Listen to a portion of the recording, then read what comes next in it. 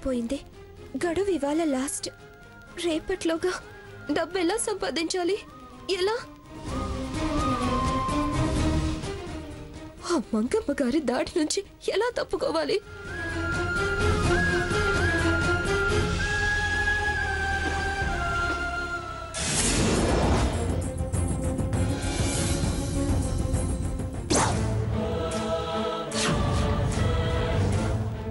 $50 లక్షలా?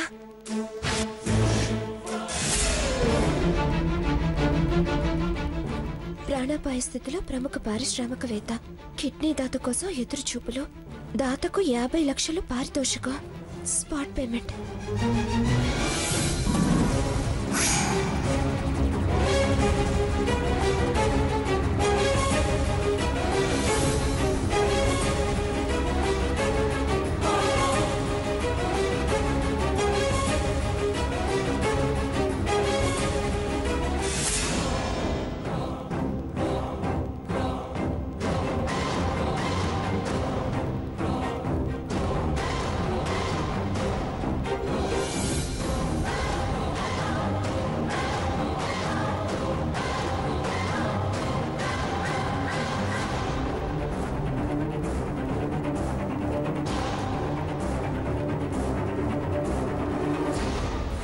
మరి నేను అడిగిన 15 లక్షల సంగతి ఏం చేశావు? సొమ్ము నా చేతిలో పడకపోతే నువ్వు వచ్చి ఉండాల్సింది నా ఇంట్లో. నువ్వు నీ కొడుకుని కోర్టు ద్వారా కూడా నీ సొంతం చేసుకోలేవు. ఎలా దక్కించుకోవాలో నేను చూస్తా. కన్నా, నీకోసం నేనేమైనా చేస్తాను. నా గుండెలో ప్రాణం ఉన్నంతసేపు నిన్ను నా నుంచి ఎవరు వేరు చేయలేరు. నీకోసం వాళ్ళు నన్నేమైనా చెయ్యొచ్చు, కానీ నీకోసం వాళ్ళని నేను ఎలా అయినా జయిస్తా.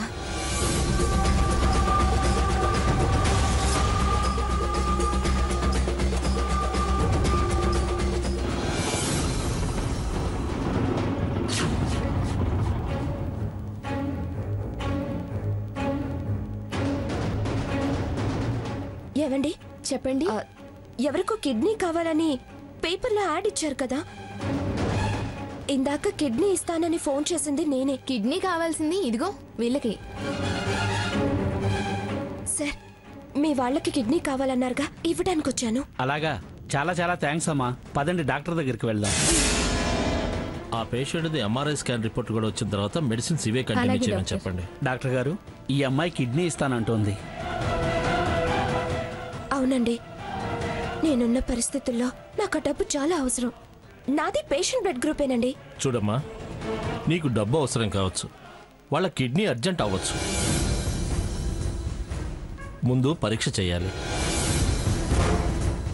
నీ కిడ్నీ పేషెంట్కు సూట్ అయితే డబ్బుకు వాళ్ళు వెనకాడే వాళ్ళు కాదు. భగవంతుడా, ఎలా అయినా నా కిడ్నీ సరిపోయేలా చూడు. ఆ మంగమ్మ అడిగిన డబ్బు ఆవిడ మొహం మీద విసిరేసి నా బతుకు నేను స్వేచ్ఛగా బతికేలా చెయ్యి. ఈ అమ్మాయిని ఎక్కడో చూసినట్టుంది. డాక్టర్ గారు, ఈ అమ్మాయికి అన్ని పరీక్షలు చేయించండి. అలాగే డాక్టర్. రామ్మా.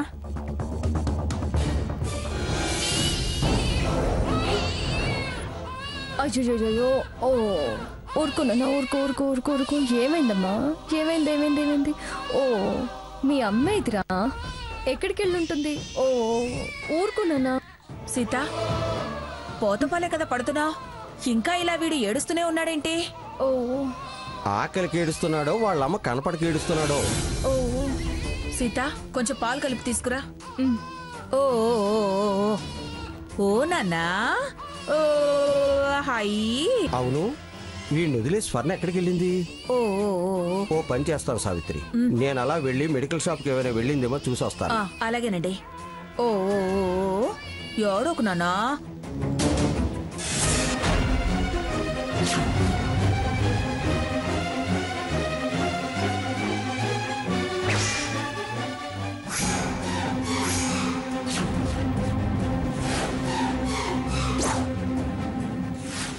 కొంపతీసిది కిడ్నీ ఇవ్వాలని నిర్ణయించుకుందా ఏంటి? అమ్మా, నేను ఇప్పుడే వస్తాను. ఎక్కడికే? వచ్చి చెప్తాను, ఆగమ్మా.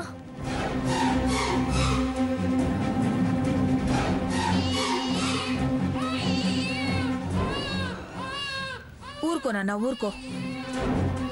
అదేమో చెప్పకుండా వెళ్ళింది, ఇది చెప్పి వెళ్తోంది. కానీ ఎక్కడికి వెళ్తుందో చెప్పలేదు. ఎక్కడికంత స్పీడ్గా వెళ్తోంది? ఓ ఓ, ఓ, ఓ. సావిత్రి, స్వర్ణ ఏమన్నా వచ్చిందా? చూడటానికి వెళ్ళారుగా, కనిపించలేదా? లేదు. అది రాలేదు, కానీ సీత ఇప్పుడే వస్తానని వెళ్ళిందండి. వీడు ఖచ్చితంగా వాళ్ళ అమ్మ కోసం ఏడుస్తున్నాడు. బుద్ధి జ్ఞానం లేకుండా పిల్లాన్ని వదిలేసి వెళ్ళింది.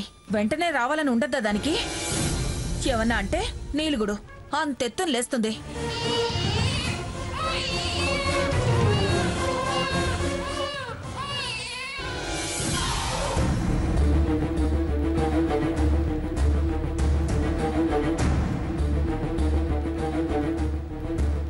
ఎవరు కావాలండి?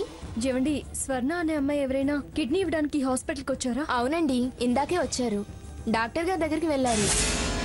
ఆ రైట్ సైడ్ 3వ రూమ్ లో ఉన్నారు, వెళ్ళండి. ఓకే అండి. Okay madam. ఏమిటి వార్తలు జడ్జి గారు? ఏమండి, అంతా మామూలే.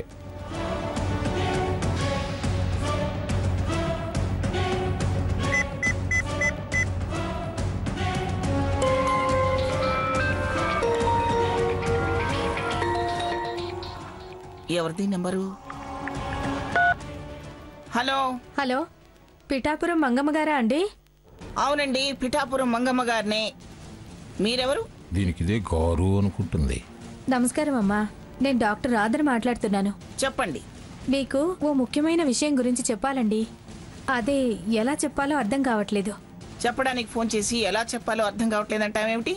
ఎలా అయినా చెప్పు, నేను అర్థం చేసుకుంటానులే. తమరి మనవడు సాకేత్ గారి భార్య మా హాస్పిటల్కి వచ్చింది. ఏమిటి?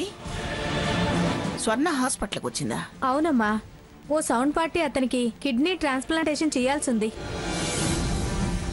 వాళ్ళు ఎవరైనా కిడ్నీ ఇస్తే 50 లక్షలు ఇస్తామని పేపర్ ప్రకటన చేశారు. ఇందాక మీ అమ్మాయి వచ్చి కిడ్నీ ఇస్తానంది. పరీక్షలు జరుగుతున్నప్పుడు నేనే ఆ అమ్మాయిని గుర్తుపట్టి తనకు మీరుండగా అంత అవసరం ఏమొచ్చిందో అని అర్థం కాక తమరికి ఫోన్ చేశానమ్మా. ఎంతకు తెగబడింది? డబ్బు కోసం కిడ్నీ అమ్ముకుంటుందా? డ్రైవర్! ఏమైంది మంగా? స్వర్ణ కిడ్నీ అమ్ముకోవడానికి హాస్పిటల్కి వెళ్ళిందట. అర్జెంటుగా వెళ్ళి దాన్ని ఆపాలి. డ్రైవర్! వస్తున్నానమ్మా.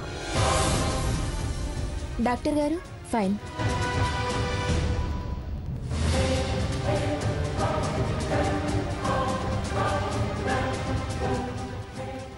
చూడమ్మా, రిపోర్టు రిజల్ట్స్ ప్రకారం నీ కిడ్నీ అన్ని విధాలా సూట్ అవుతుంది.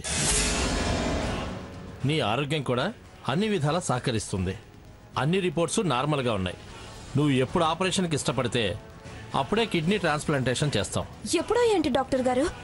నేను ఇప్పుడంటే ఇప్పుడే రెడీ. నాకు డబ్బు అంత అవసరం. మీరు డబ్బు ఇస్తారుగా? మేము వెంటనే డబ్బులు ఇస్తాం. అయితే నేను ఇప్పుడే రెడీ డాక్టర్ గారు. స్వర్ణ,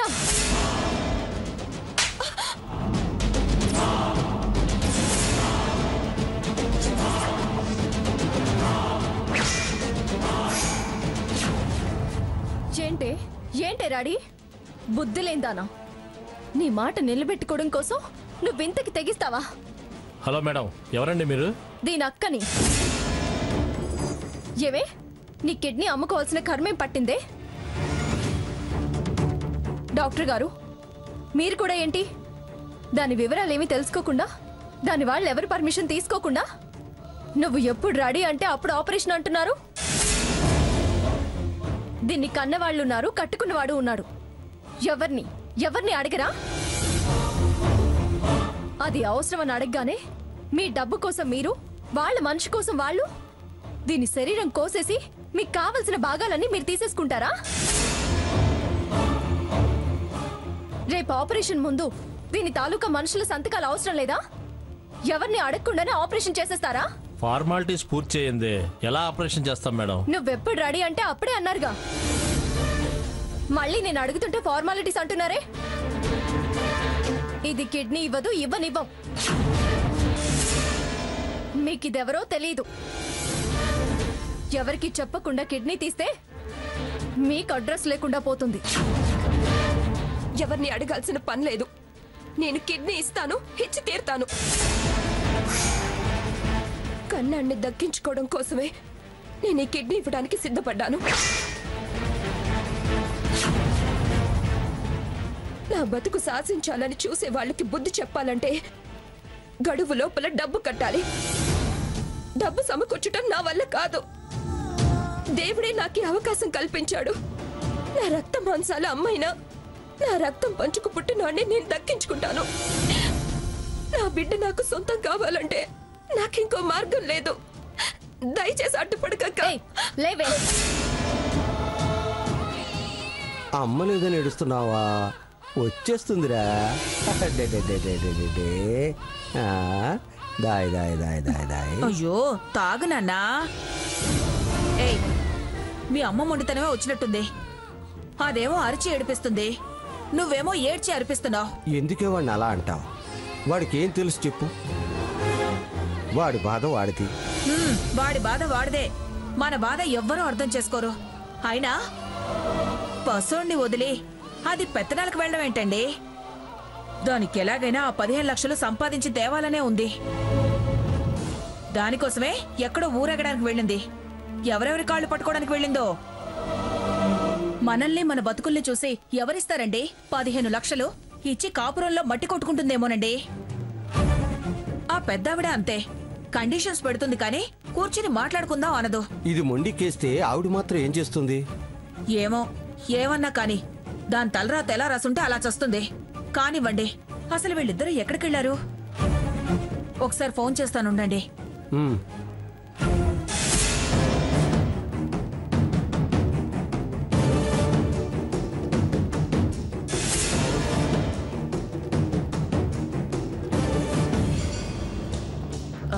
ఏమండి, నేను ఇప్పుడే వస్తాను.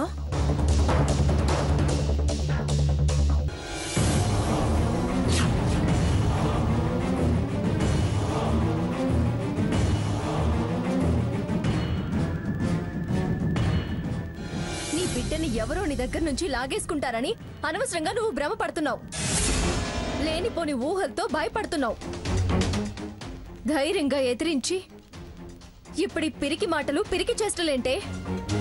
డబ్బు కోసం అవయవాళ్ళు అమ్ముకునేంత దౌర్భాగ్యం నీకు లేదే. డబ్బు కట్టకపోతే ఇల్లుండదు, అంతేగా?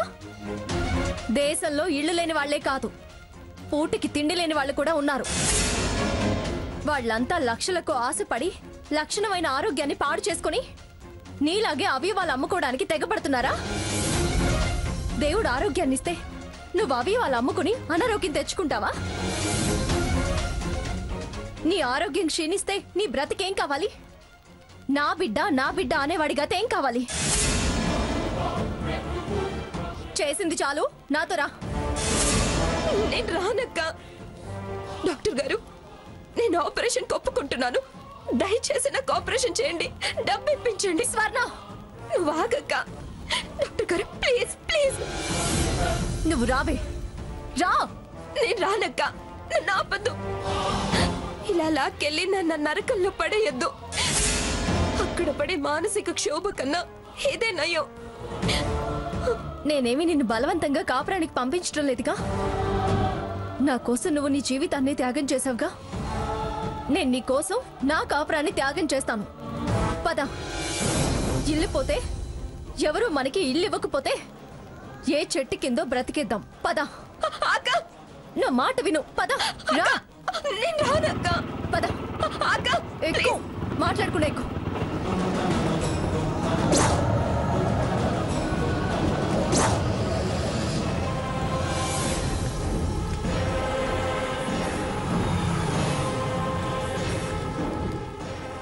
ఇదిగో అమ్మాయి, పిఠాపురం మంగమ్మ గారు వచ్చారని డాక్టర్ పార్థసారథి గారిని పిలువు.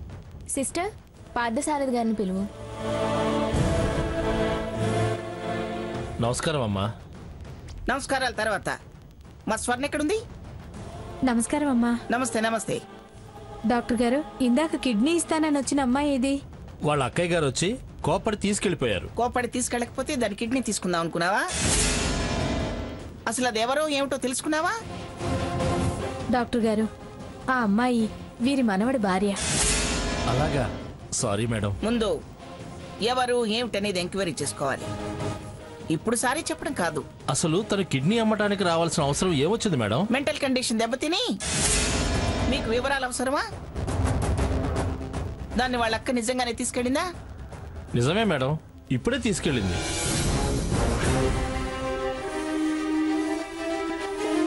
ఎప్పుడైనా ఎవరు ఏమిటని తెలుసుకుని ప్రొసీడ్ కావాలి. గుర్తుపెట్టుకోండి. Sorry madam.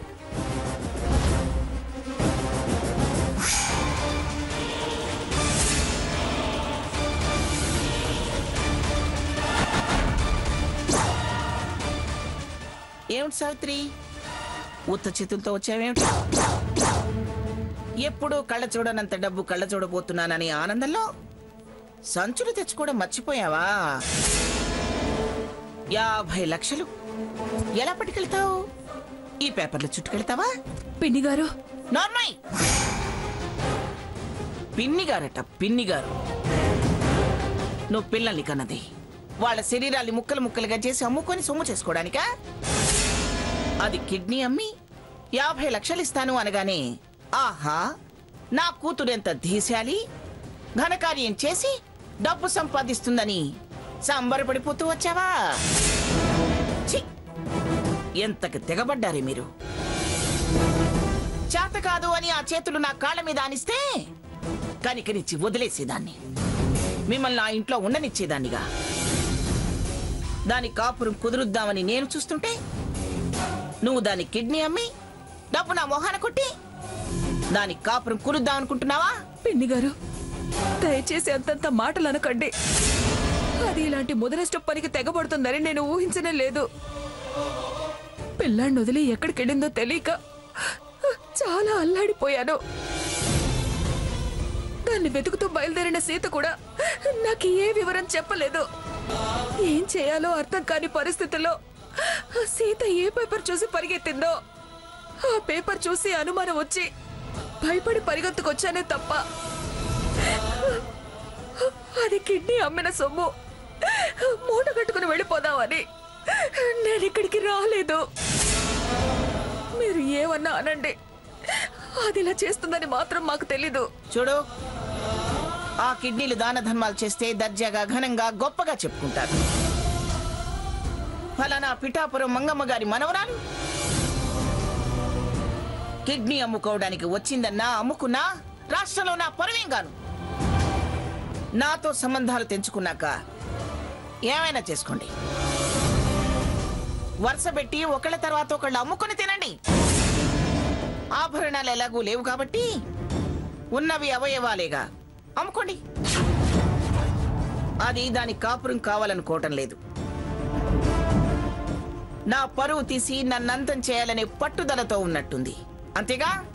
నా స్థితి తెలిసి, ఈ పరిస్థితికి కారణం తెలిసి మీరు నన్ను అలా అంటే నేనేం చెప్పగలను పిన్ని గారు? ఓహో, నేను కారణం అని చెప్తున్నావా? అయ్యో, నా ఉద్దేశం అది కాదు పిన్ని గారు. నాకు తెలుసు సావిత్రి, నువ్వు అయ్యో అన్నా కుయ్యో అన్నా నువ్వు అన్న మాటకి అర్థం నాకు తెలుసు. మేమే కారణమైనా బిడ్డని కాపురానికి పంపించాల్సిన బాధ్యత నీది.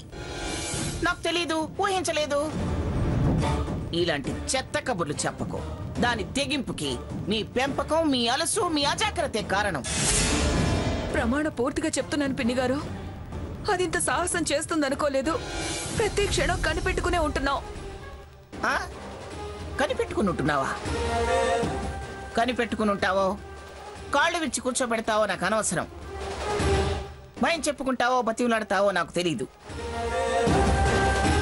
అది నా ఇంటికి రావాలి, వచ్చేలా నువ్వు చెయ్యాలి.